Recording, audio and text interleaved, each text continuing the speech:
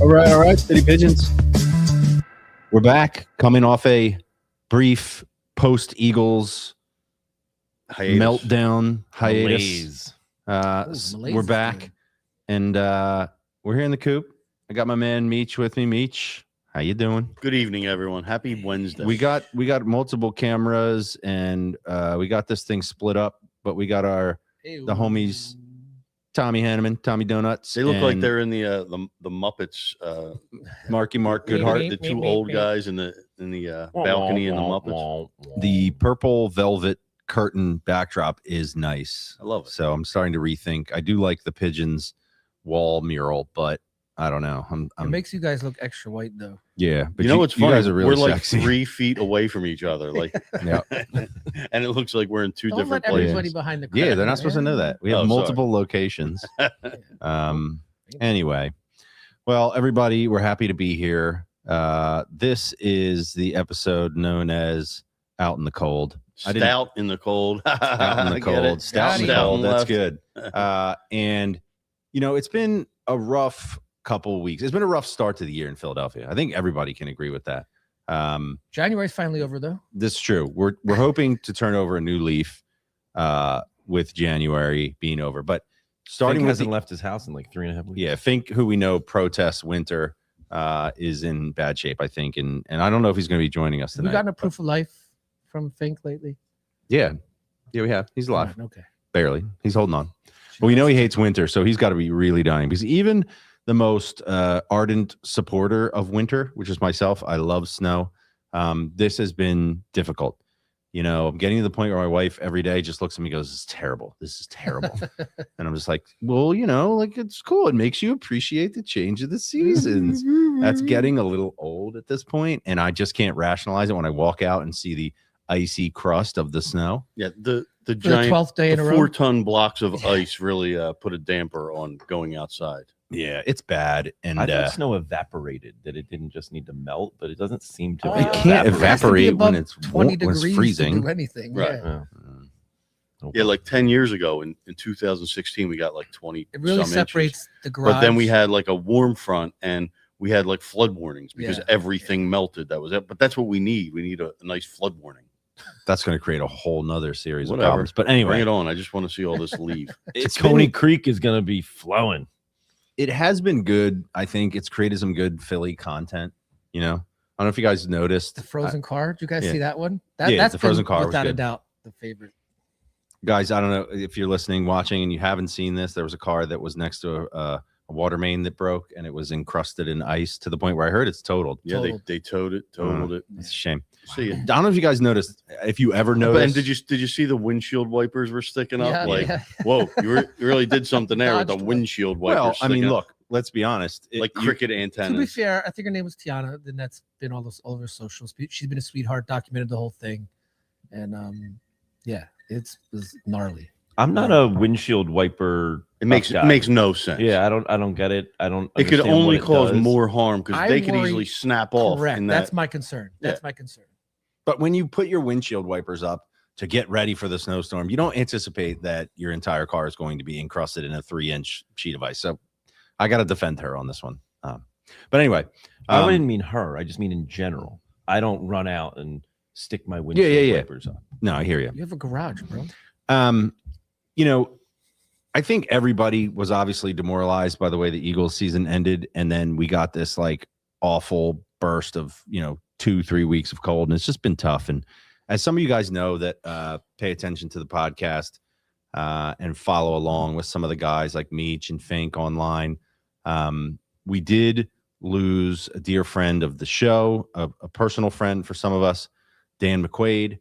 And I would like to take some time here at the beginning of the show to talk about Dan, because I think, Dan was a perfect example of how our love for Philly sports and the evolution of the internet and communication and engagement between fans, he really, to me, epitomizes the organic nature of how that all came to fruition.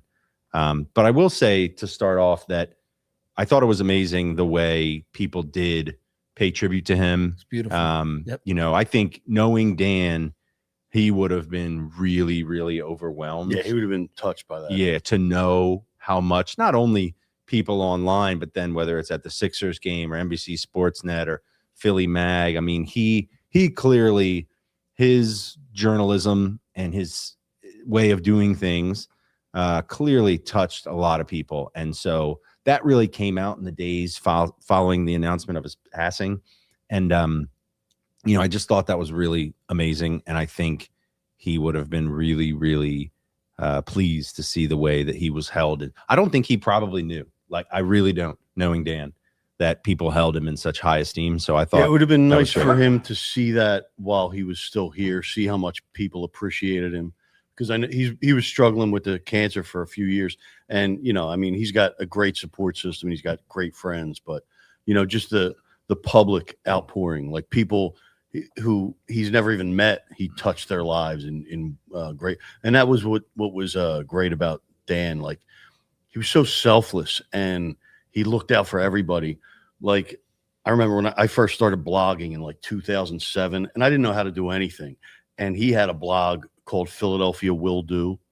And it just, like, he didn't even write blog posts half the time. So it would just be like a screen capture of a funny clip on the news or, you know, a quick video. He just knew how to find the humor in a news clip or a billboard or an ad, or, you know, he found, you know, the humor in everything. It's a you know, a very rare gift, and he did it perfect. And the fact that everything he did revolved around Philly, like, he encapsulated Philadelphia, you know, perfectly. He's a wonderful ambassador for the city and for the entire community of who we are and who we want to be and how we want to be seen and felt, without letting you know how we want to be seen and felt. And he captured that really beautifully. And you know what, like, I haven't really heard anyone talk about, but it's very rare that someone from Philly, because Philly's known as a very rough, abrasive city. He did everything with, there was no hate in anything he did. No, he never no, talked no. shit about any, Yeah. like, listen, I'm a bad person. I'm angry all the time. I Not talk all the shit time, about not people. all the Come on, time, man. not That's all not the time. true. In the grand scheme of things, Fair. compared to Fair. somebody like he doesn't have a bad bone in his body. He doesn't hate anything. He always found the do hate good things, or right? the humor. Like, he doesn't he never acted that way. I never seen him angry to where, man, you know, I'm on This is 2 sweetheart. blood pressure medications because I can't control my anger. But that's just, it's in me. And he didn't. But you're here. I said to a buddy of mine, Joe Murray, I was explaining this to him. I was like, how does a person, he goes, because he's a hippie. That's why. Like, That's which, right. like, he is a hippie, but he's like way. Was he a way fish guy? Was he a fish No, guy? I don't think he I was a big don't- fish guy. He was like way above, like, he must have had a genius IQ. The way he wrote was brilliant. It was effortless. He never made mistakes, or you never read something and go, what's at the kindergarten? Like, you know, you read some people's he was very thorough. He did research on, he wouldn't put out an article without doing looking up things from 1950. He always did the research. He always engaged. But on top of all that, like, people have put obituaries out, you know, saying how good, but he was an awesome friend. Like, he was so thoughtful. Like, when he would send texts, you know, I'm a bad texter, but his were always so personalized, and it was something that only you and him would connect with. Even like a week before he passed, he's texting me Betty Bright cleaner bags that his mom had at her house. You know, it's a shopping, old dry cleaners at a shopping center near where we live. It's incredible, man. Like, he was so thoughtful, such a good dude, and we're going to miss you, Dan. Agreed. Yeah, I had a few people reach out to me. And they said, "Oh, I didn't know you knew him." And I haven't known him a long time. I actually only met him through this show. And you know, we've talked before how lucky we feel to be a part of this show, because it's enabled us to, you know, make new friends, make new acquaintances. And he, for me, was like at the top of the list. We met through the event he did here, and then we stayed in touch, and we would have these text messages, talk from time to time. And people said, "Oh, I didn't know you knew him. What was he like?" Cause I always read his stuff and he was so smart. And I said, honestly, the best way I can describe him, which I think lines up with what you're saying, Meech, and you knew him way better than I did. I said he was a total sweetheart, just a sweetheart of a guy. Absolutely. Meech, this photo here, look at you. You are like a skinny little What year punk. is that? Meech's little brother? That's a Is that Frankie or Meech. Vinny or 2013 Max? maybe. So this is Meech and Dan. Dan looks exactly the same. 100%? Meech looks like such a little young. It's great. Gonna have to go on a diet after seeing that. Oh my gosh, that's unbelievable. And then Meech, this other photo that I want to pull up, I think. Here, let me grab this. Which one is it? Not that one. It's this one. This okay. So take us through who's in this photo right that here. was 2009. Is that Rico? All the way on the left is Enrico from the 700 level. And then I was writing on the Fightins. And next to me is Matt P from the 700 level. And then young ass McQuade's all the way on the right. Wow. No beard. Look at those young legends right there. Wow. Damn. So Meech, I was hoping that we could get into this just for a little bit. Dan was 27 years old there, I think. Unbelievable. We were 30-ish. Now, I know. Geez, you look so You young. had to be under 2007? Anyway, but Yeah, speaking to that a little bit, because right there was a perfect example. You had a collection of guys who were some of the earliest people to take their obsession with Philly sports onto the internet in different forms. And I always thought it was so great the way you guys had a relationship with one another and respected each other and became friends through that. And I remember when I first rediscovered you, some people have been listening to this podcast long enough to know that Meech and I were very close when we were, God, I don't know, 12, 13, 14, 15. I don't even know until what point, but like late middle school, intermediate school through high school-ish. And then for a long time, like I didn't know what Meech was really up to. And then one day online, I saw this. I'd gotten on Twitter and I was just looking around. You know what I mean? I was just, how does this work? People are talking about this is amazing. And I saw this guy in it, at Meech One, and I'm like, this seems like him. I think it's him. And then I reached out to him and it was him. But I also picked up on like Dan, and I realized he was talking about, he lived in Roxborough, and he was talking about a lot of like stuff from my neighborhood. And I just was like, this guy's hysterical. And he just gets it. And so, I started paying attention to this group of people that were all interacting with each other, and they were building this really authentic Philly Twitter thing. And it was just super cool. And with the blogs and all. So I was hoping you might talk a little bit about what was it like during that time to be doing that with these guys. Those guys made it cool. Like that was when the internet was at its best. That's when Twitter was at its best. And watching those guys and listen every day was amazing. See, I didn't it was get all in, jokes. It was before I didn't get into, it got serious and political. And like every all, company was using it. It was all fun, and it was amazing to watch people that otherwise you might not have had a sense for their creativity, or it's not as easy for them to express in conversation. But you get people behind a keyboard, and it just brings out a different side of people, and it was an amazing thing to watch. Yeah, now, I didn't get into Twitter, and I don't think I joined till like 2009, 2010ish. But in 2007, I started a Phillies blog. I actually didn't start it. I was on a rap message board for the group Hieroglyphics. I've probably told this story long ago, but and then somebody asked me if I wanted to do a Phillies. They had a Major League Baseball blog. Asked me if I wanted to do the Phillies part. So I started doing it, and I knew nothing about it, like zero. I didn't know.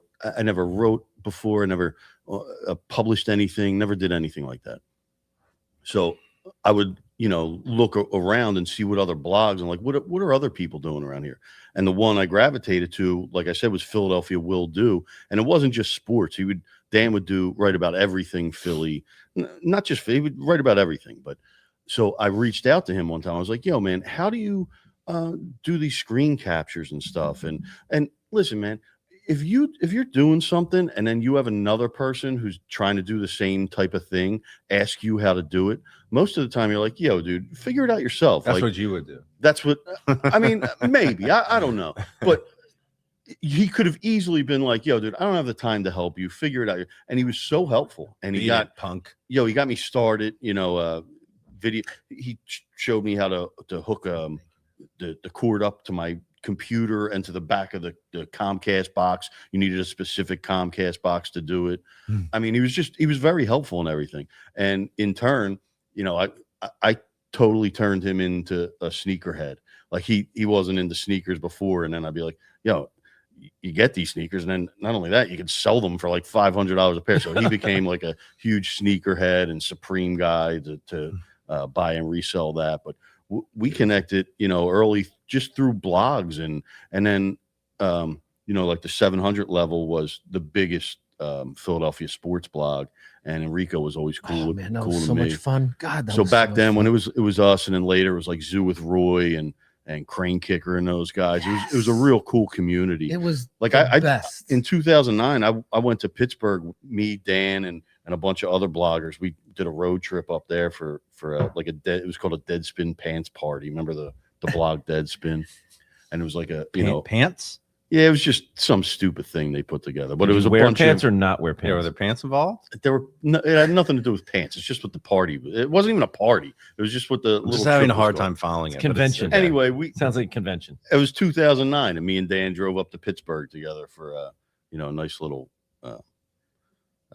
Crane We Kicker. went Was to it- see who was it was like a Tom Seager concert after a Pirates game, and it went into like the 14th inning. We were there. Oof. We were there forever. Is Craig Okay. Kicker, wasn't he the one that would always ask Schefter, tell Schefter that his wife left him? What should he do? Yeah. Yeah, you know, not that anyone cares, but I was at my son's basketball game the other day, and a Crane Kicker is calling me. And I'm like, dude, I can't answer your call. So I'm about to text him like, yo, I'm at my son's game. And then he sends me a text of me sitting in the stands. His nephew went to the team that were my son was playing. Oh, that's And great. he saw me from across the Oh, stand. that's great. You always worry that when you ignore someone's call, they're actually looking at Look, you. oh, I always give it just a quick peek. Sketchy. I love Sketchy. Nick. Yeah, all those he's guys looking were so at me, much fun, ignoring. man. Like I was Now- probably looking at my phone, ignoring it. So But anyway, to wrap it up, Dan was like the biggest help to me, and you know, I pretty much just tried to copy, you know, his whole blogging style. It wasn't everybody did. He like originated that type of shit. And Dan would always find the most random stuff. When I got to know him, he would start sending me just the most random stuff about my dad. Like Yeah. he would find clips of my dad and be like, dude, check this out.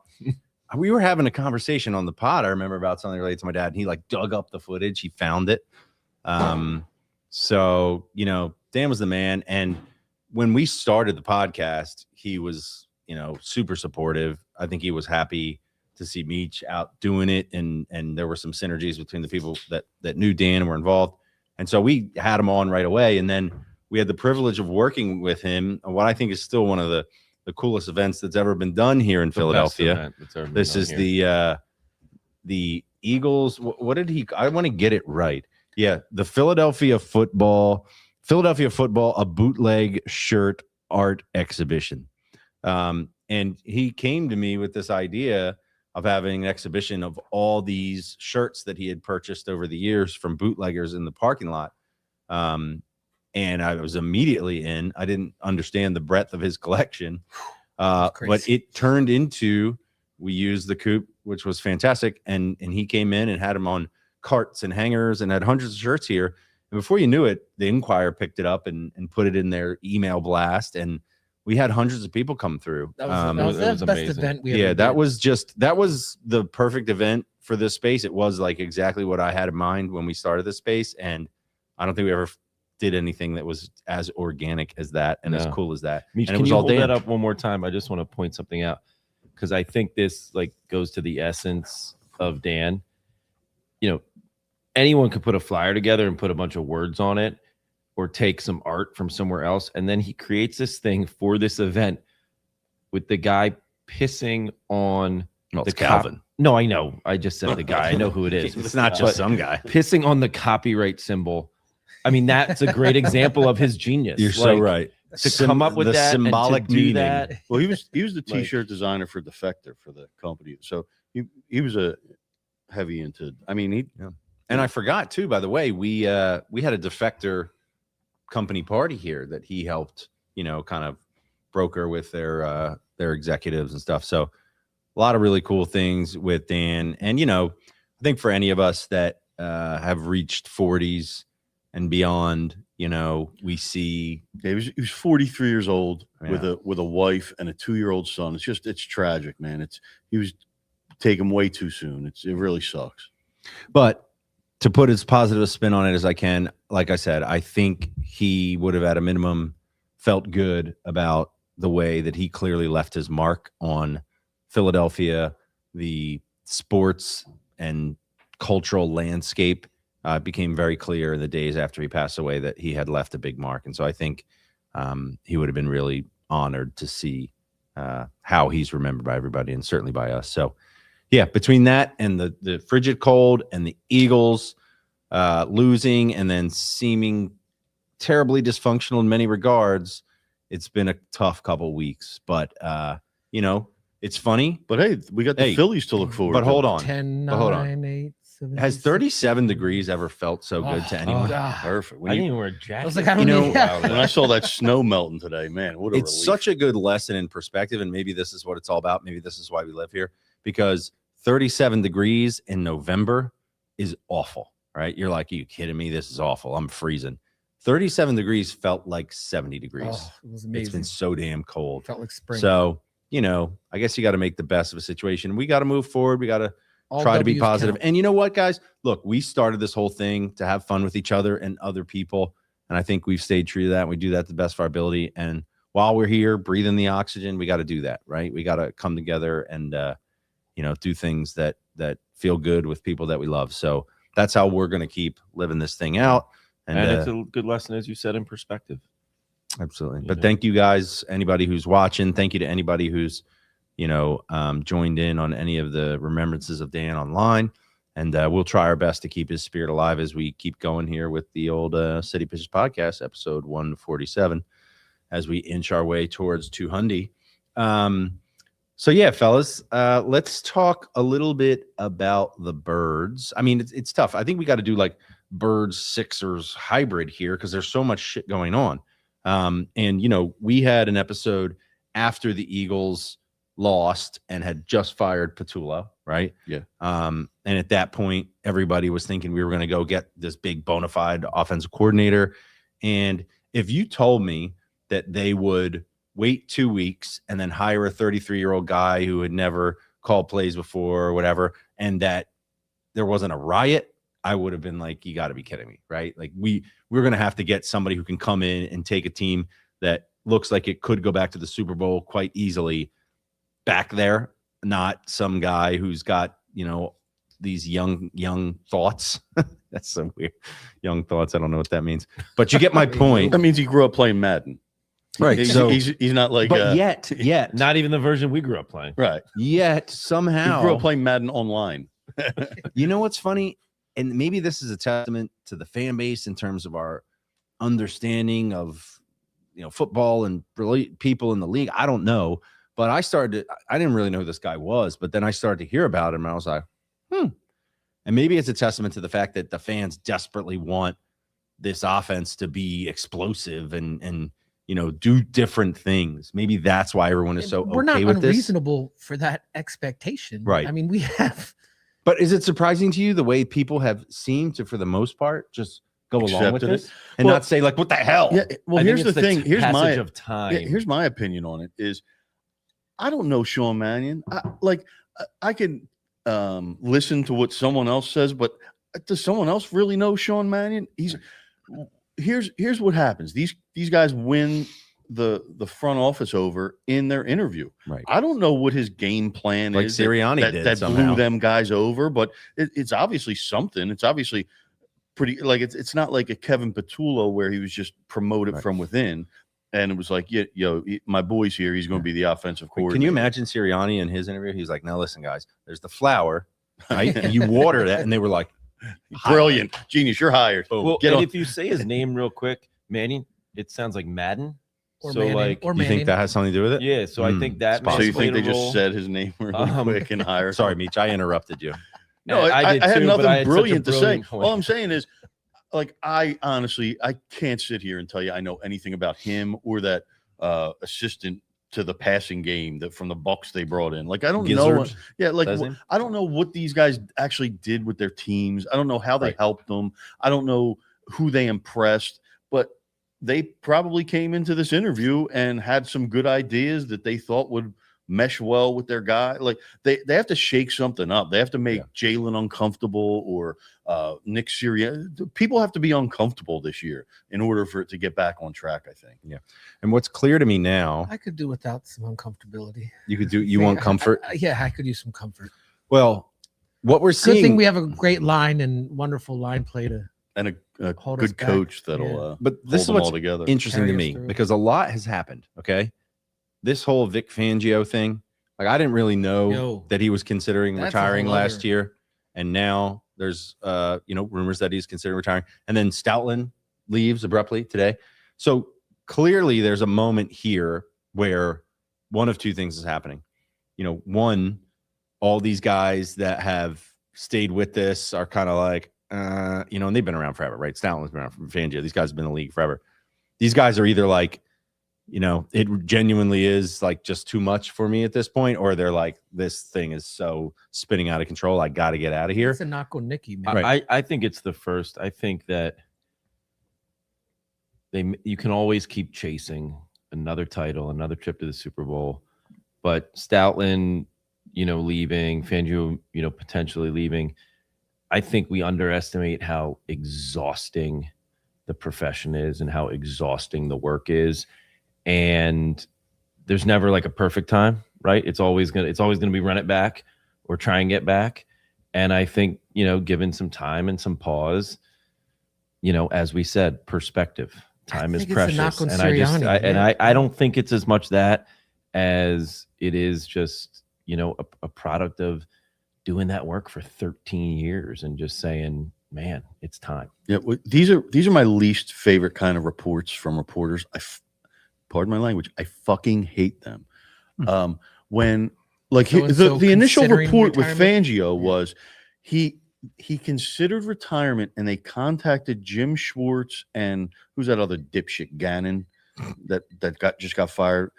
Our former DC. So they contacted Who them did a because great he job. was contemplating retirement. That was the report, but he was contemplating it. Like it was never like he's going to retire. See, I think Fangio, it's not like he's a player where it's like, oh man, this is tough on my body. I don't know if I can go through another training camp. He's an old dude who probably lives and dies by football. So if he decided at the end of the year, What else is he going to do? I'm going to leave, he's probably going to say to them, yo guys, I'm going to leave. So if you would rather promote Christian Walker, the DB coach, instead of letting him go to the Cowboys, just giving you a heads up, I'm thinking of leaving. So before you go and jump the gun, I think Fangio has enough respect and enough foresight to know whether he wants to or not.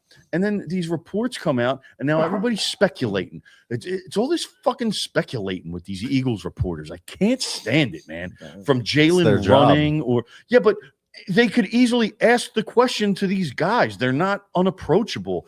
Jalen Hurts was at the Super Bowl all week. They're not hosting press conferences. I mean, right not now at the either. Super Bowl, at the Pro Bowl all week, answering the Yeah. dumbest question. You could ask him a question. I mean, It's not that easy. It's not that easy. And I think you are underestimating a little bit. but it's easy to wait, speculate. The life of an NFL coach is out of control. And everybody in that building, whatever your role is, it's like go, go, go, all hours of the day, try to win. And then it doesn't stop. Now it's getting ready for the draft and the combine and then free agency. Like it just doesn't stop. Like It's not a healthy cycle. it's not like, and I've seen this firsthand where there are people who, it definitely, there's no way you can be like totally present with your family. Like Nick Sirianni, like, you know what I mean? He's making a ton of sacrifices to do what he does. And so I could totally understand how a guy like Vic Fangio Dude, would want Vic to do it, especially, by the Fangio way. does all this and then watches 9 innings of the Phillies each Yeah, night. love He's got that, time on his love that. hands. He's all right. But after you win the Super Bowl and then you have a season like this, and maybe you're just like, But what I'm wondering is, and Tom, you kind of said this. You said something and then didn't really back it up, and I do want to hear from you on this. You said something about it's a statement on Sirianni, and the question is I feel. But here's the absolutely. question that I have: is it a byproduct of the dysfunction that is occurring right now in terms of Howie having so much power, Jeffrey wanting an explosive offense, the coach being pseudo puppet-ish and, not having total control over the offense. And, do you want to come into that situation? Is it a good thing? Is it a bad thing? Is that creating a scenario where, because guys, remember, a couple years ago, we were like, every player wants to come here. Every coach wants to come here. This is the epicenter of football. I'm just a little worried.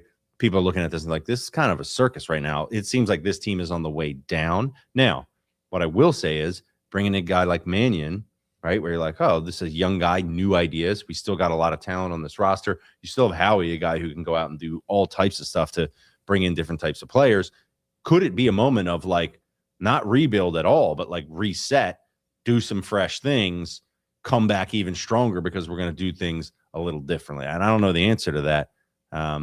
So that's the kind of debate that I'm having in my head. Tom, you think this is problematic in terms of what it means in regards to Sirianni and his kind of fingerprints on this?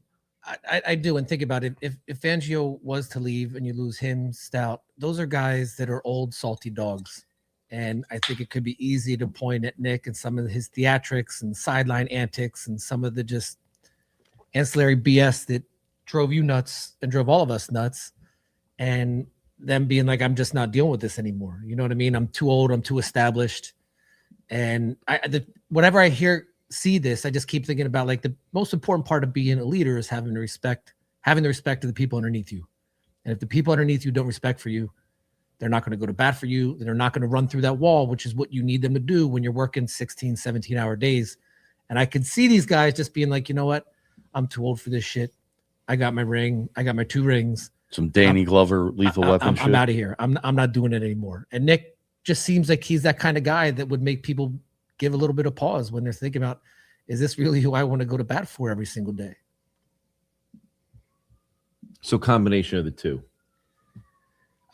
I'm hoping it's less than that. Listen, but I mean, it's if you were going to tell me this about any other team in the NFL, pretty much, I'd agree. But this team won a Super Bowl with this. Like, this is a Super Bowl winning franchise who's made it there twice under him in 5 years, and they're on a path right now where it's a Super Bowl first round of the playoffs, Super Bowl first round. Like it's a pattern right now, and next year would lead you back to the Super Bowl. So I have faith in these guys. I don't think Fangio's going anywhere. I think if he was, he would have known right after the season, said something.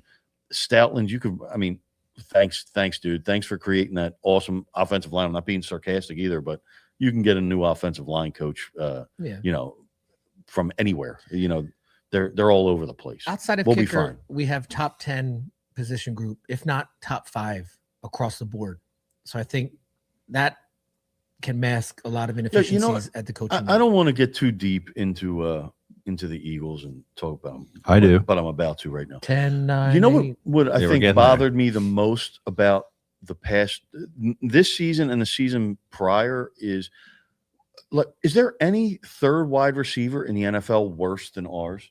I think Jahan Dotson didn't even have 20 catches this year, I think, which is unreal. Like it's almost impossible. There's every third wide receiver in the NFL, every game I see him catching a 40-yard ball or, contributing in some way, catching a touchdown. Okay. Ours stink. But we have no one else besides Smith, Goddard. Hold on. And 2 of the top 10 wide receivers, top 5 tight end, but top you have 3 to running have back. I'm just saying that there's not enough ball to go around. Stop. You're not going to have all that back, obviously, number one. Number two, that to me is as much a indictment on the coaches as anyone, because think about this. You have 2 receivers who the defense has to game plan for, right? They have to figure out how to take away. And you can't scheme a third wide receiver. That's what I'm trying to say. That's still my point. Well, no, I'm agreeing with you. I know. I'm just saying, you got to take away this big brute of a physical receiver. Then you got to take away this downfield threat who can beat you any which way. And you can't scheme up a way to get those guys to attract enough attention that Jahan Dotson is wide open. This guy gets like 4 times a game. He got like 2 targets not even a game. Like Cooper Kupp would have been a nice addition. addition. It was bad. But even Cooper Kupp, he struggled in Seattle too. Anyway, he's come on. He's come on, but it took quite some time. It's another one that's always open. So yeah, We're gonna need another 2K third is receiver. always open. We're gonna need another third receiver. But anyway, let's shift. I do want to say one thing that occurred to me before we move on, because the Eagles may be looking for a new kicker, right? You guys with me on this? Jake Elliott, stay or go, real quick. Just. I'm cool with him staying. Oh, you're that's gonna what you're it gonna let him takes. stay. You're just gonna let Yeah, him I'm off fine the with him hook. staying. Yeah, the guy's You're a fine with him legend. Stay till Tommy? your leg falls off. I don't care. So, well, if your leg falls off and you can't make a damn kick for the football team, does that make any sense? Well, he said stay until it Yeah. falls off. Then once Okay, it well, falls cool. off, then I you would replace it. imagine in the process of said leg falling off, there are going to be some kicks that are missed. Mark, there I are thought you already were King kicks that are Joe. missed. This makes no sense to me that you guys were just like, oh yeah, he can stay, no problem. Well, here's the thing: like who you're replacing him with. That's the question. That's my Some- point. That's Yeah, where get extra Jesse's point. headed. Because if no one's paying attention, there's a certain kicker that went to the University of Florida, kicked for 4 years. Yeah, He may be a blood relative. it's a personal agenda. The snack He I may see be where blood you're relative. going, But see, here's the thing: it is a personal thing, and I'm talking about Trace Mack, kicker that just graduated, or he's going to graduate from the University of Florida, 4 years there. Set all types of records and was one of the top prospects. He just played in the East-West Shrine Bowl game, knocked down a 57-yarder. Holy shit. 57-yarder. Like everybody was like so hype. It was so cool. He got invited to the combine. He's going to the combine. Now, he's a Florida Gator. Who could tell me who's also a Florida Gator? He happens to be in the front office of the Philadelphia Eagles. Oh, Smith. Howie Roseman. Howie Roseman. Howie Roseman went to the University of Florida. So all I'm saying is late rounds of the draft, Trace Mack is there. Smack attack. Draft him, bring him in, put some pressure on Jake. See, if you would have hit me to this information, I wouldn't have been so high on Jake Elliott. Well, that's all right. I He want just saw Jake's leg off during the break. I want to get your natural reaction. No, but it is very interesting because I wasn't sure during my cousin's career as a kicker, like where it was going to play out. And I definitely thought there was a chance he could go to the NFL, but what do I know? And now he's, one of the top couple guys. He's invited to the combine. So he's going to end up somewhere, like the kickers. There's lots of kickers out there and they all get chances. So he's going to get a chance. And I'm not a huge combine head. Do they make kickers run 40s? Or I don't think so. They just kick. I'll be out there though, so I can wanna see file a him live go. report. Let's go. For you. Let's go. So very excited to see what happens with that. And just hoping it's good news is the Cowboys have like one of the best kickers in the league. So there's no way he can go to Dallas.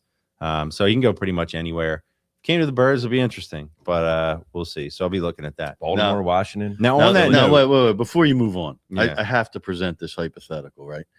He gets drafted by, say, the Seattle Seahawks. I think I know where you're going. NFC Championship. root against him. Screw him. I'm sorry. He's family, dude. I don't care. 24, Blood is thicker 22 than water. Eagles. No way. Trace Listen, Mack I just want to go on lines record. up for Hold a on, hold on. 35-yarder. I would hope he would want that too. Because this is the most natural, organic segue to something that I have been dying to talk about. Because here's the thing.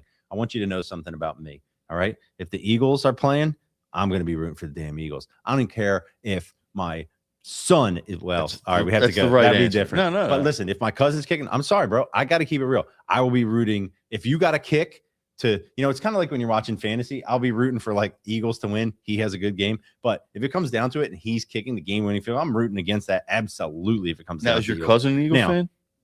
No, they're actually from the Baltimore, D.C. area. So they're Would he take a Commanders bribe to fans. miss that kick just in a Yo, he like might, if you dude. saw him at a family Can we get a party prop bet in the situation? summer and be like, yo, I know where you're let me headed just with this. let me just pass Smart. this to you ahead of time. And if it happens upon this But I have situation, to draw- cash this check. There's This is more- going on all the time. You could probably do that There's on a more where first this half came bet from. in college basketball. I have to draw a comparison with my compadre over here, Mark Goodhart, because I have noticed, and this is perfect because we want to talk about this anyway. Mark Goodhart, as you may or may not know, is a licensed NFL agent, and he happens to be the agent for a defensive lineman by the name of Tierra Tart with the Chargers.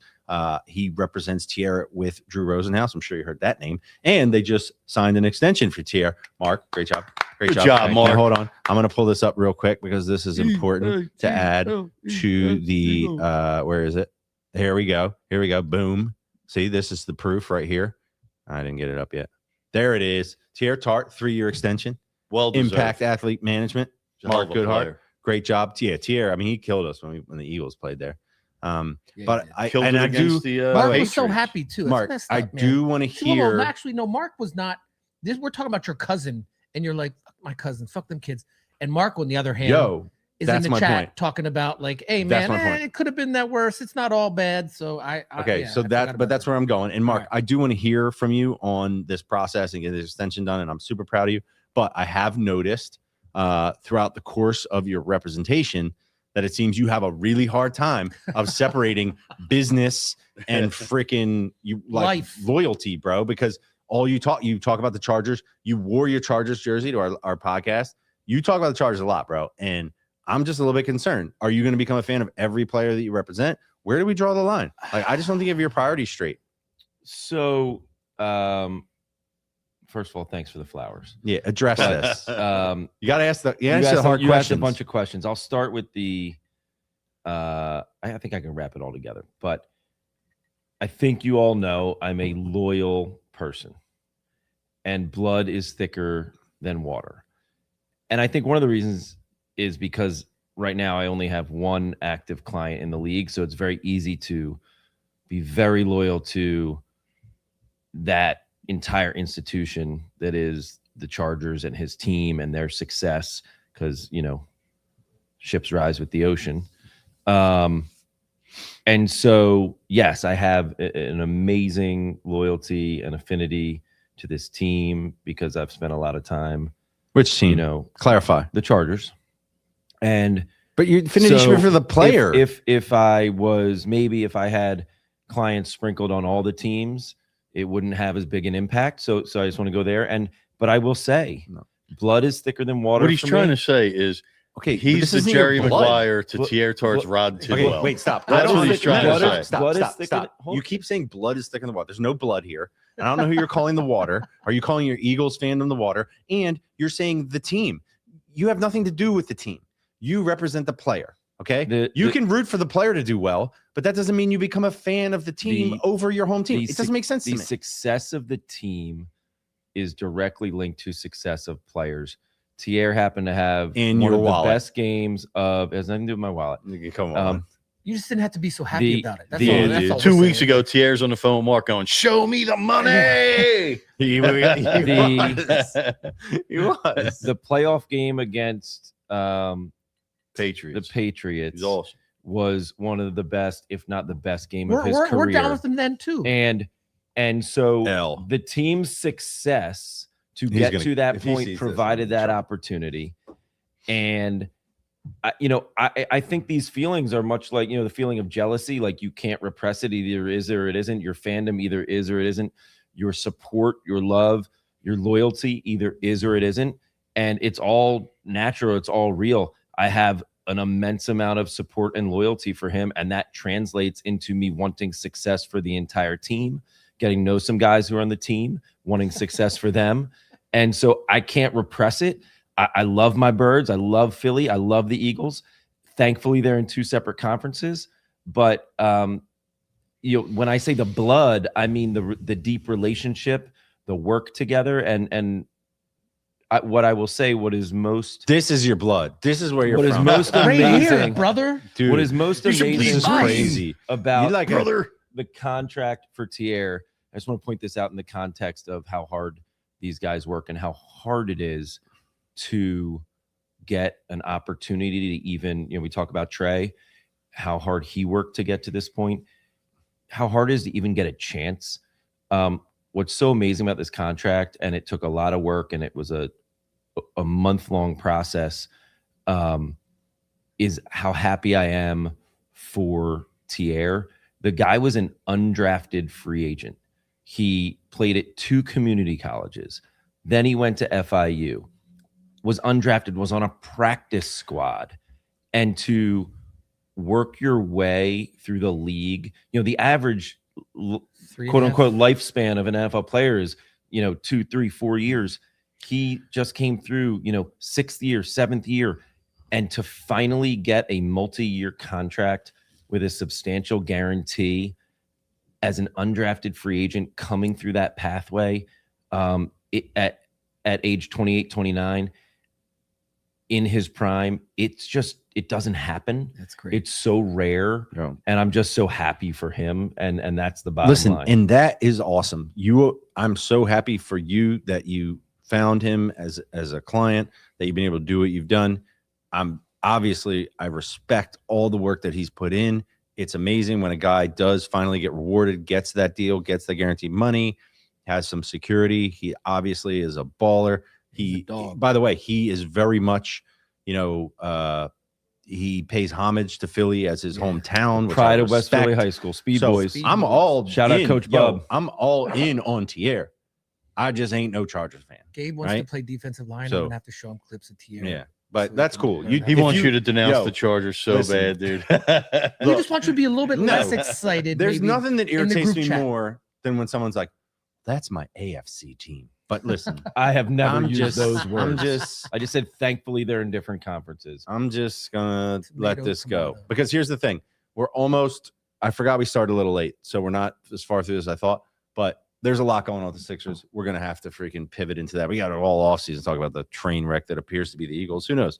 Maybe Sirianni is the man. They'll surprise us. I don't do know. want to ask you guys real quick if you saw my favorite company is in some hot water again Uh-oh. over What they do now? Super Bowl jerseys. Oh, please, Ah. please tell us here. There are no the Patriots are wearing white uniforms in the Super Bowl. I've heard that. Yeah. There are no white uniforms with the Super Bowl patch available to New England fans, and they are freaking the fuck out. Deservedly Why? so, because why are Ruben? they freaking out? Or No, why? why Are are Because they not Fanatics. What do you mean why? well, Fanatics issued they tweeted out an apology, and it's the most half-ass apology. Please let me give me a second and let me look it up. And for those of you that might be new to the program, Meach was a big fan of the gold medals of the world and the local sporting goods Herman stores. Sports. Herman and is the jam. he believes that Fanatics, and specifically, has bastardized the entire industry of sports merchandise. Listen, I'm not alone. There's No, a no. million of us who I'm not, Yeah, I just think don't. this way. I'm not taking on anybody that could come and have somebody kill me in the middle of the night. I All right, don't want to. let me read this statement real quick. It's All right, hilarious. this is the Fanatics Not today, statement. at least. It's not a statement. It's a tweet. I want you to read apologizing. this in your most, sarcastic voice. But go ahead. NFL fans, we've seen your jersey feedback, and we take it very seriously. We've let Patriots and Seahawks fans down with product availability. We own that, and we are sorry. They own it. This Super Bowl matchup has created unprecedented challenges for us because of the massive surge in demand we saw. Because Nobody we didn't expect cares. them to make it. Because of the massive surge in demand we saw from Patriots and Seahawks fans. This is their excuse. Both teams went missing from the playoffs last season to being in the Super Bowl, an incredibly rare occurrence that led to these two fan bases buying nearly 400% more jerseys since Thanksgiving versus last year. Even though we ordered substantially more jerseys for these teams than ever before, we've struggled to meet the overwhelming demand to keep Team Guller jerseys in stock, which we know is your expectation. Listen, As sports fans, we understand your frustration, and we will work tirelessly to be better. you know who? What a You know, whack. listen, Losers! okay, Whack. this is a perfect example. You know what let you down here? Analytics. You know why? Because they were basing all of their plans around stuff that happened in the past, and meanwhile, nobody's watching what's actually going on and what could happen, and saying, "Hey, should we maybe increase the number of jerseys of this sort of thing?" Or no, well, the analytics say. hey, or, maybe Well, the- because the last starting year they quarterback didn't of the Broncos make went the down. playoffs. They didn't expect Pathetic. like what is that? Because they didn't make the playoffs That is last so year. But isn't sorry. the white jersey just like a white blank jersey that they use? Yeah, with like some red, some stitching. right, but don't But- doesn't it and start they're- as just a plain white they're jersey? offering a tundra jersey, which is like this off-white color that they've never worn in a game. And I mean, it's hilarious. It's like that. I don't know if you remember Goodell I has do. to be the salty. silver one. yes, my Yeah. son has a Devontae Smith. Yeah, silver yeah, one. the It's silver kind of a one. vibe. What did Teef just say? How can you have a monopoly? And Yeah, how can you? And it's true, they do have a monopoly because what happened is here, correct. Ruben made friends with some of these owners and somehow figured out how to get the rights to all these teams. Do you notice, by the way, that the Fanatics logo was on the back of every NHL jersey? Has anyone seen that I saw because last night I went It's to a the sweater. Flyers game, sweater? and the guy in front of me was wearing a Lube. Bobby Brink jersey, and like it was just a giant Fanatics flag on the back. It looked putrid. Now, to be fair, the guy to the left of him was wearing a jersey and it had a giant Reebok, but I just respect Reebok Right, more. right. It's It's okay if it's nicer Reebok. than the big Fanatics, giant no. Fanatics flag. Yeah, man. But hey, But he the, made a lot the of money. quality I was of these in, jerseys is the big thing. Like People now, there's a new Twitter account that propped up over the past couple of days. It's called N Fanatics, and they're showing like jerseys. They cost like $110. 10 Who's years above ago. the rim 215? I feel like we have to know who this Probably is. Is that Rock. Rocky? It's got to be Rock. All these people are coming here with their new names. I don't know what's going on here. Who's this? I was gonna say, Q-Chief? Meech, I was in Chicky and Pete's yesterday before the Flyers game. I didn't go to the Flyers game, but I was just in Chicky and Pete's, and somebody was wearing a Donald Brashear jersey, and I thought that was pretty cool. Yeah. Serious. Oh, it's Rock. You go to the Flyers game, and there's such a wide variety of jerseys. I love the old CCM jerseys, like Yes. Gel Samuelson, or Was it Gel or Kel? Kjell. It was KJ. Rock, listen, if you're out there, it sounds like you are. I have a very special gift for you that I've been meaning to give to you for months. It's Eagles related, but just remind me, please, next time you're going to be around. I got a gift for you. It's very cool.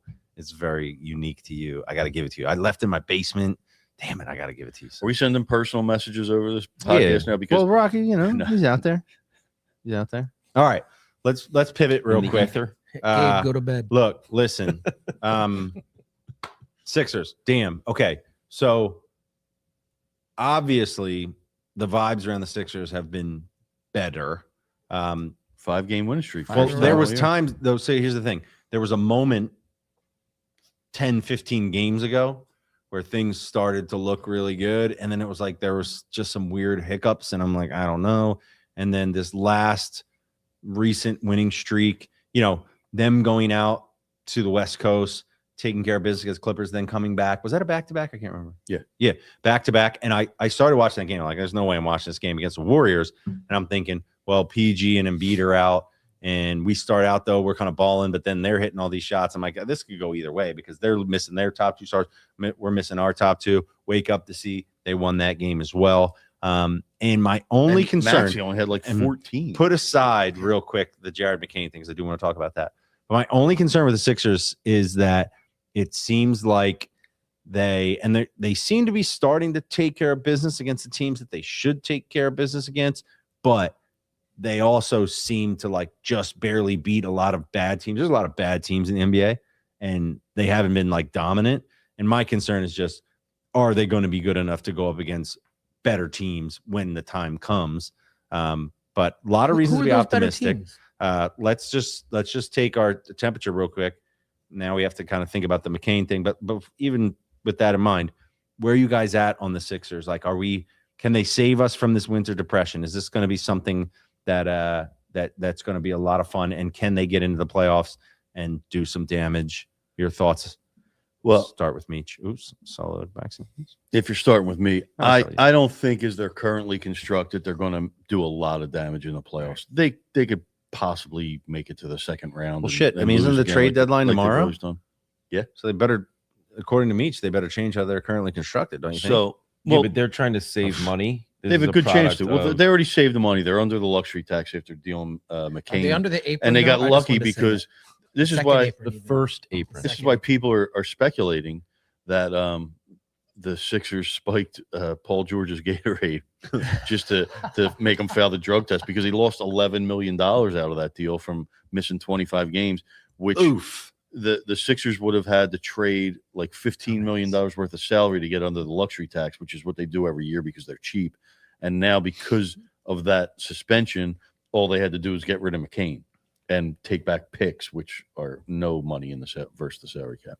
And so they're useless. under right now. I don't know if that means they're doing another So wait, deal. real quick on that note, though, do you think the McCain deal was more about those mechanics of the salary cap, what have you, the luxury tax, or do you think it was genuinely about them saying that we have too many damn guards? This guy hasn't really come back definitely strong. not too many damn The guards former. because they're like one injury away from playing Kyle Lowry and Eric Gordon. So they don't have a surplus of guards like But for the future, you think they no, because you have to re-sign It's Quentin all about Grimes the next year, Benjamins. and he's going to be like 20-25 mil a year. And do you want Quentin Grimes for that much? I sure as hell don't. I would have rather kept Jared McCain on a rookie deal and let Quentin Grimes walk or trade him. okay, so what are they thinking? So you won't know until after the trade deadline tomorrow, because if they don't do any trades, this deal with McCain was simply a luxury tax dock. That's it. And he's going to help Oklahoma City in a game in the playoffs, win a game. It's Oh, he's going to hit a inevitable. big shot. I mean, he's hitting big So shots. Definitely. if you're the Sixers right now,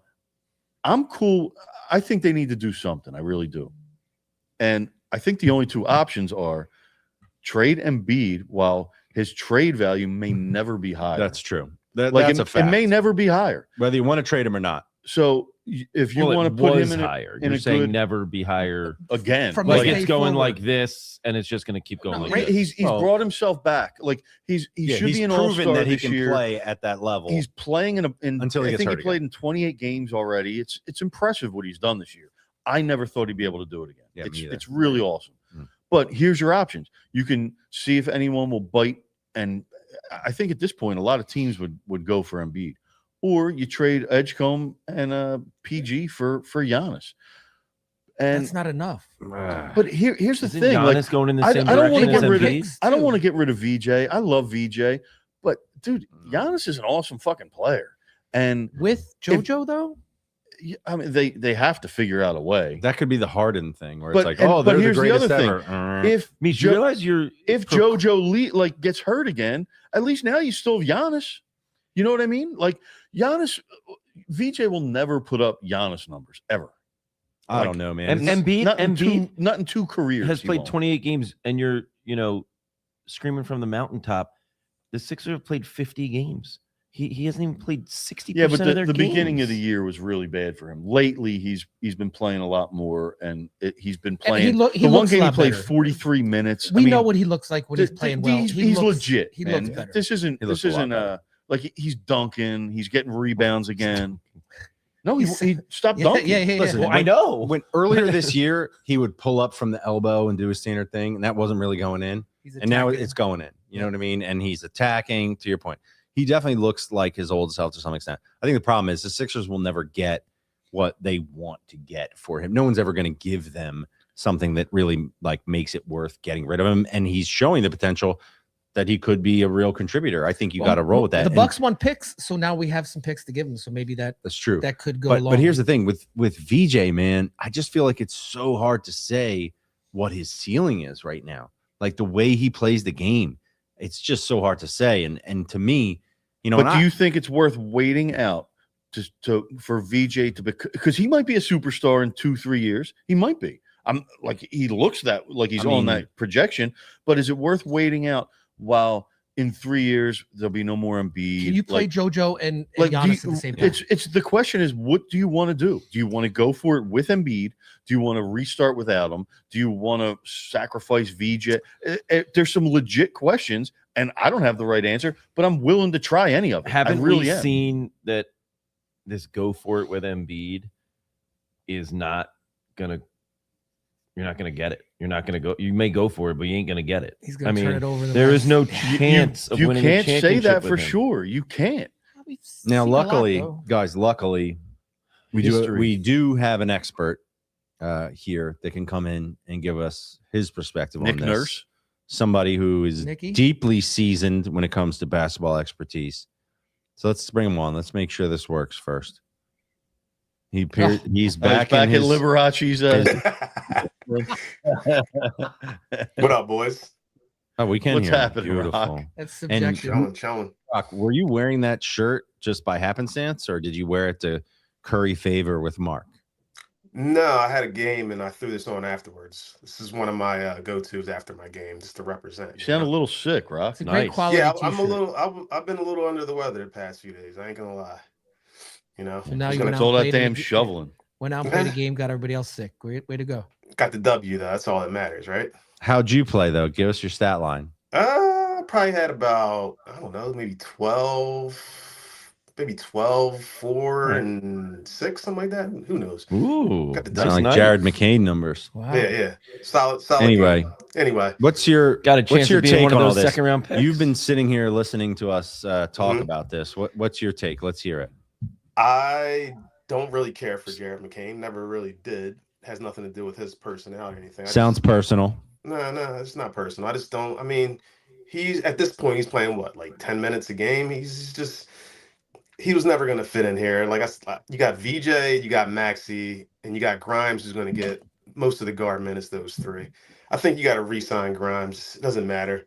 So I think getting rid of McCain, I mean, well, it wasn't necessary. It was a move to get some picks, and I think they're definitely going to flip those picks into something more prosperous there. And like, if Not they for can nothing, but an Oklahoma City first round pick is like a second round pick. well, it's the Rockets pick. Yeah, the Rockets is going to be a mid-20s pick. Yeah, what I mean, Isn't that it's- where it's we got McCain? Right. something like So that. the point is, why do you need to replace? They're going to hope to get somebody a just good as good as draft him pick. with that pick. Right. So Yeah. it's just about the. or they're taking salary. those picks to package him up to maybe trade for Giannis. Who the hell knows? But if they could somehow, first of all, I don't see how Giannis and Embiid could coexist. Like honestly, Embiid's been playing well, but like he still slows the game down like way too slow for this team. I believe. You know what I mean? If they could somehow get rid of him for Giannis with these picks, I think that team looks way better with like because Giannis plays bigger than he is. You know what I mean? He's like basically the leading rebounder on that Bucks team. You put him, VJ, Maxi, throw Bona in there. I think that team's better off than the team we got now. But I don't see that. I don't Well, see. you're not getting Yeah. Giannis and VJ together. Yeah, I was just gonna say you just flipped the script there Yeah. by suggesting a Like- scenario where we're gonna get Giannis and you give The up only way Embiid. the Bucks do that is if a third team is in that wants Embiid. I mean, Somehow, I mean, you never know what could happen, but who knows? But in my mind, that'd be the best fit. Embiid has been playing well, but he's still just like at the end of the games, they're not going to Embiid to like get the bucket. I don't know. He's playing good, but at the same time, he just slows this team down too much, in my opinion. So, like you said, his trade value isn't going to get any higher than it is right now. I would love to see them trade him for something like before if tomorrow Morey night. isn't actually calling teams and asking if they're interested, he's at Crumble Cookies or playing chess or something. Yeah. Because you have to at least look into it. Yeah, but like Jess said, like they're they're not blowing out the bad teams, and like you said, when they come and play a good team, what are they going to really look like? I don't know, man. They're exciting to watch, no doubt, because of Maxi and VJ. But to me, I don't know. Embiid is he's playing well, but he's slowing the game down too much for this team. I think it's time for my man to go. But anyway, in terms of like the playoffs and getting in there, they're going to make the playoffs. The rest of the East it's up in the air. So who knows what the hell? The could happen. NBA All right. sucks, not just Hold the on. East. 10 teams from each conference make the playoffs. gotta ask you a It's not a question. huge achievement. It sounds like you're fine with Embiid going. You don't seem to care that McCain was gone. Nah. And I'm wondering if you're emotionally attached to anyone. So the question is, how do you feel about VJ and the potential for VJ to be used to get Giannis? Or you're basically saying with Embiid, why do it, right? Yeah, it's just Giannis is just clogging. I mean, Embiid's just clogging everything up, dude. That's just not a good move. I don't think. I think if you're gonna get Giannis for VJ, it's just a bad look. I think you still got you can do it, but you also got to get rid of Embiid, I guess, in the offseason or something and get something back. Embiid's clogging it up for everybody. You just gotta. I don't know. I can't see that move happening. Well, Plus, and how much longer do we think Giannis can play at the level he's been playing at? Yeah, he's over the 31. He's got a lot of injuries. He's a Yeah. big dude. 31. I not wouldn't that want old. He's on the downswing. After he won the chip, I thought he had a chance to be the greatest power forward ever. Now Yeah. there's zero chance of that happening. But he's also like he's not happy where he's at. A little change of scenery might. Who never knows. Yo, What do you say? He's Well, only- while all five of us are here and talking about the Sixers, can we guess to which drug got Paul George suspended 25 games? How they said it? No, they didn't. I they think it's didn't, Adderall. Ecstasy. Adderall is a prescription I drug. say ketamine. Like No, you but can. it's It Mark- would Mark- have to be something like Coke or LSD. No, you Or can't claim that for your shrooms or mental something. health. I think Adderall is it- not allowed by Nothing the he NBA. took was for his LSD mental used. health because everything mental health related is passable by the NBA. Well, you need approval, but yes. Yeah, We need, I mean, we need but a we need a stack listen, out. if you have mental health issues and you have a drug prescribed for it, you're going to get it approved. All you have to do is ask somebody. Or it was It had to LMT. be something that he took thinking he was above it or that he wasn't going to get caught. or it was anabolic steroids or human growth hormone, and the press release doesn't match the truth, which happens all the time. I think that would come out. I don't disagree with you. It because definitely wasn't weed. that press release was disingenuous. I remember looking which at I stuff. respect. I mean, that's what you do. I know, but it feels gross, and it downplays actual mental health if that is the case. And I don't Fair enough. I don't like that spin. I'm not saying I just in general, I don't think that's a good look. Yeah. So I'm hoping to give him the benefit of the doubt that that's what it actually was. But my guess, I put on Twitter that he was on LSD for his 32-point game, like Doc Ellis. I'm pretty sure Adderall is banned, and I think that's what it was. So you can look that up if we got the stat guy in there, but I think that's what it was. He had to get some Stat guy. Do you have a drug stat NBA stat guy? We'll tell the producer to do that on a break. Yeah. Where's Fink Chief at when we says- need him? Ketamine 100. Yep. That's what Teef said. Yeah, I think ketamine might have been a good guess. It's a Who possibility. knows? Not Rick Ross though.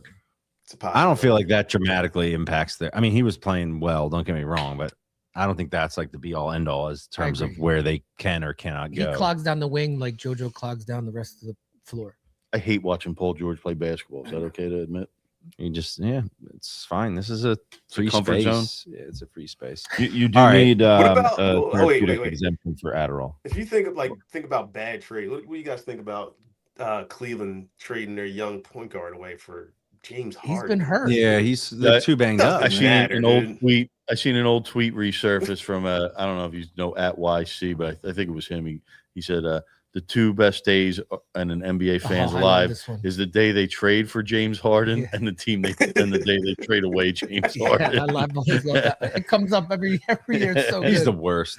He the is. worst. Well, looking at it from potentially your perspective, Meech, the Cavs odds went way up with the trade of Harden. Is that just the bookmakers falling into the same habits with him, or do you think that Cleveland's chances went way up? It's just It's the Eastern Conference, I think, more than any. I don't know if you saw that Instagram post by Bill Simmons. I'm not the biggest Bill Simmons fan anymore, but it had like this haunting music in the back, and he's like, imagine you're in the Cleveland Cavaliers trading room and you're trying to figure out a way to not collapse in the playoffs, and one guy says, how about we trade for James Harden? and like there's all this haunting music in the background. It's the funniest fucking shit. I was just thinking about something. I got to go back to this because we talk about VJ and your willingness to get rid of him or not. And I can't remember, but I think when Maxey first came to the Sixers, and granted he wasn't playing as much, whatever, but you could see the guy had potential. Like you could see the guy could be a good player. Yeah. I don't think realistically, based on his first season, you would think he would be a first team NBA All-Star. This guy could he might be the best slasher in the freaking league. He may be top 5 NBA for years to come. So I'm looking at VJ, and by the way, to me, and Tyrese does so many things that are unbelievable. VJ has the entire total package. The defense, ceiling's higher, the defense is unbelievable. And I the love Maxey. anticipation Yep. that he plays with, the intelligence. Now you way see he him, and sees by the the way, floor, you're seeing him start to do Maxey-like things where he's slashing to the hoop. It's like he's trying new things. I'm just not so sure that VJ might not end up being one of the best players in the NBA. Well, and you look I'm at, I agree, and you yeah. look at the construct of Oklahoma City, and I don't think you can say, we don't, in today's NBA, we don't need Edgecombe necessarily because we have Maxey, or we don't need Maxey because we have Edgecombe. I mean, the league has now sort of shifted and gone away from even necessarily needing that big man. You need and that big man. The thing that That's somebody off the actually rails said here. something today that I thought was really interesting about the McCain trade. They're like, if Sam Presti wanted Jared McCain, the Sixers should be really worried that they traded away. Yeah, it's like trading the Howie, because he's like the Howie Roseman. Roseman Yeah. of the NBA. Now Okay. here's also has wait, like here's 100 something. picks too. Here's So they something had- Wait, like a lot of hold people up real won't- quick. Our boy Keith checks in and says VJ has a chance to be Ant Edwards, Dwayne Wade. I agree. Ant Edwards? I Agree. But here's something Can't a get lot rid of of him. people aren't talking about. Before Jared McCain got hurt last year, he was probably maybe playing better than VJ Edgecombe is this year. Yeah, but He was can't dunk. Yes. I a don't know about rookie of that. the I don't year know about that. favorite. He's not the defender. He just because Yeah, he the had athleticism is not even close to comparable, dude. Not even close. VJ is Jared McCain isn't elevating in one hand Amazing. rebound dunking. But how do you think Daryl Morey must feel? He makes a great pick in McCain, and a year and a half later, it's like you gotta get rid of this guy so we can save some money. I mean, I don't think Daryl So it Morey goes. feels anything. If we're being honest with each other, I don't think he has feelings. He's a dead human being. that's not true, and I know because I don't know if I ever told this story. Boy. When I came out of the Sphere after one of the Dead and Company shows, and I'm waiting in the taxi line, Daryl Morey was in the line in front of me. He's a huge Dead fan. so he likes that. He's So more he passionate definitely about He's that. an feels everyman. things. He definitely feels things. There's no doubt about that. Well, Maybe that was maybe there's something they know on the inside about McCain that they were like, let's just get this guy out of here before this gets bad. Who knows? Well, clearly this year they didn't give him a ton of, rope to come back from this Only injury. in the past few weeks did he start playing, and that was probably so they could And by the start way, shopping. when he played this year compared to last year, he was just shooting threes. To be honest, like last year he was a scorer.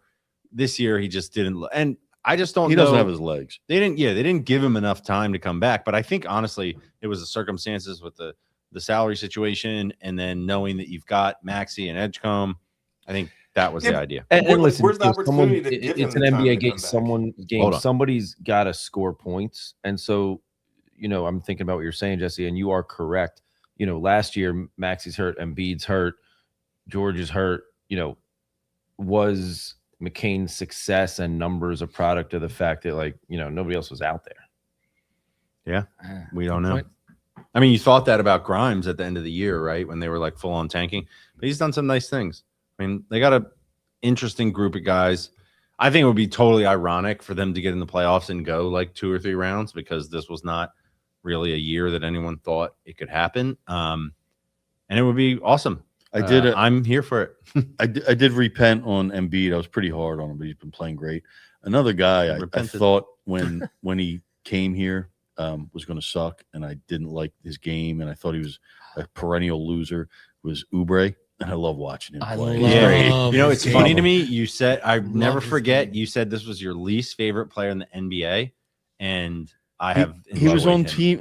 he was on the Warriors when they were great, and the year he went on them, they didn't make the playoffs. Like, he's that kind of guy. He was like cancer to a team. Yeah, He has joy for the game. Oh, I love And He his has a energy. nasty attitude. it's He nice to watch. hands. Yeah, Wait, what'd you say, Rock? so he's got a He's a nasty nasty what? attitude. He's got that that nasty attitude that you want out there on the floor. He plays Right. He's hard. got that dog. You know what I mean? He's got that dog in him. Yeah, Um, can't imagine. And I thought he was going to be the luxury tax victim when No, it's he either going brings to a be him or lot. Drummond. I thought it was going to be Drummond. He brings a lot with just having that extra size and the ability that he's become an awesome shooter. You know what I mean? I don't know if he always has been, but Now, he's shooting well. before When we We do need to wrap up because before we wrap up late. here, we've talked about the Flyers, the Eagles. No, we didn't talk about the Flyers. Yeah, but we did. their I went to the jerseys. Flyers game. We talked about the Yeah, we didn't really Fanatics talk jersey. about how the Flyers. That's as much as we are. talk about the Flyers in any episode. Sounds My- good. I'm just trying to. Oh, you I'm wanna just go trying the to Phillies? We don't have segue time in. for the Phillies. But here's my thing about the Phillies. Go ahead. I'm more optimistic this year because Oh, I no. like Oh, no. I like Get out of taking here. like when everyone else is like fuck this. But last year when I saw everyone else was like I'm so excited. I'm like Last year it's you the said- same goddamn team. That's what you're I- saying. This is the same. Yeah. for Well, good, now you're that good, everyone's your team on is now trash. that everyone's on it's the same goddamn team. I was You're like, off that? all right, let's run it back. Let's do it. Like That's I'm called being a all in. contrarian. That's Yeah, it. That's all you I'm are. And I okay, a that's fine. I can contrarian at appreciate heart. that. I just love being on the I like that the kind other of side. penny. It's not the same goddamn team. If you look my closely, kind we'll of get thing. into it at the next episode. Yeah, We Rob got Thompson time. says there's What 25% a new game. turnover. It's bullshit. Otto It's the same goddamn Kemp. team. All But right. I do. I'm looking for pitchers and catchers in 7 days. I'm all Yeah, in. man. Yeah, me I'm too. going I'm to be all watching in. Aaron I'm all in. Nola pitching for Team Italy in the And that World will be Baseball also Classic. The Rooting them return on. of Rocky on baseball. I'm all in this year on the Phillies, man. They What'd look you good say? to me. What, Rock? I said I'm all in this year. They look good to me. All the They look good non to him. moves they made and Beautiful. You've Yeah, been before- you've been watching. Rock, could they pick Yeah. up in You know, the season? and shout out Fink. We're missing him today. Yeah. Hope Yeah. he's Yo, doing well. What do you mean? Before- Shout out to him. Like, before you Yeah, go, like, I got a question for Tommy. What's going on down there in Point Breeze, man? Is things just chaos out there or what? What are you talking about? What happened? Street wise, parking wise, is it just a mess down there or what? It hasn't been horrible. It hasn't been as bad as some of the other neighborhoods. Just curious. But there is classic with any row home scenario where you shovel out your spot. Maybe And like then it ends up being you can call him later. The trash can in I'm there. just curious. But Hey, it you actually wanna know not as about bad my as other spots? neighborhoods. Maybe you guys I think text Meach might about have it this? worse. I don't know. I'm having a we have I live in a row home, right? Hell And we yeah. have neighbors a couple houses down who rent, and they didn't shovel a goddamn thing. Oh yeah. So they just go around stealing people's parking spots. Now we're not. That's a big problem in Philly. We've seen it. We have this intricate thing where I shoveled out 2 spots forward, but the snow's still piled in, so I can pull a car up and then pull one behind it. Oh, you do the double. And then when we leave, I Yep. have Yes, one back. yes. We do that too. Absolutely. I'm totally boxing Yes. these guys in. Absolutely. And all it takes is for them to come out with one shovel and shovel their own. And Wait. I'm Hold on. making them. Can do you explain again real quick? Run that back for me because I want to understand. This is another level that I didn't know existed. Can you explain your methodology when it comes to saving parking spots in front of your house in the snow in Philadelphia, Well, please? the plows came down on the right side and buried all the cars. It's all against. Yes. So you have to dig each car out. Right. So we had 2 cars, Okay. and I dug the first one out, and then dug around the second one. So it's like 2 spots there. So you So can get in when- it, but the So second when one, my but the second when one the you first can't get car out. leaves, I can back up the first one, and To nobody take up can to- get into that Yep. spot because it's still built in by this Okay. little Okay. Beautiful. wall. But let me. Amazing. I want to try to understand something. Without And a- if you move both cars and they pull into the front spot, then you can I pull can in and pull box them in. Yeah, but we wouldn't move both. Wait, hold on. So you're telling me when you leave, you only leave a car in the front spot to leave the back Ensure- one right. blocked. Yes, Correct. That's Great genius. move. Beautiful, Genius. man. I didn't let my daughter drive for a week. And 'cause all I it was takes like, is there's no parking. All they would have to do is Yes. come out with a shovel and shovel out a spot, but they refuse to do it. So I'm playing this fucking game. That's the Let's yeah, go. yeah. As you should. Brilliant, man. Are you guys That's all. lawn chair boys and trash can boys? No, I don't. I don't do the same that. thing that Meach does. We have a perfect on our side where we have 2 cars as well, and we can just pull the one up to make sure we block it. But I it's- also though have neighbors that look out for me, and it's actually I feel bad because sometimes my neighbors will put the stuff in the spot, and I'm like, listen, I got it, I'll take care of it, which I appreciate them looking out for us. But that's because we shovel. Well, the whole block doesn't like these renters Right, because they were right. the only. Like the whole block is shoveling, helping each other during the snow, and they're sitting in their apartment doing because it's a row home, but it's split into apartments, and they just sit up there and do absolutely nothing. So Shame them. we're Well, not happy. I will tell you this, and I don't mean to get too technical. In a multi-family city of Philadelphia, it is not the tenant's responsibility to shovel. Get I know, the- but it's So it's actually shoveled. the owner who It's should the be mad at. humans- But it's their responsibility to shovel neighbor. out their own car on the street. Yes, Their property was shoveled, be a good Oh, neighbor. but they waited until it froze into a brick. Right. Yeah, you can't be a wait. good Now, neighbor. in Be my a good mind, person. I did have I us agree with that. Do exploring the right thing. all of the aspects of snow life in Philly. And now that we're doing it so late in the game, I kind of regret that we didn't earlier. But alas, we got to go because guess what? Can I ask one more question? I got to get all this wrapped up and go home. Uh-oh. You can, So- but she's not No, promising I'm she's going to gonna- answer it. I'll shut up. Never mind. I love everyone. we'll talk Have after. a great week. All right, Bye, people. Thank you. Thank you for joining in. Good seeing you, Rock.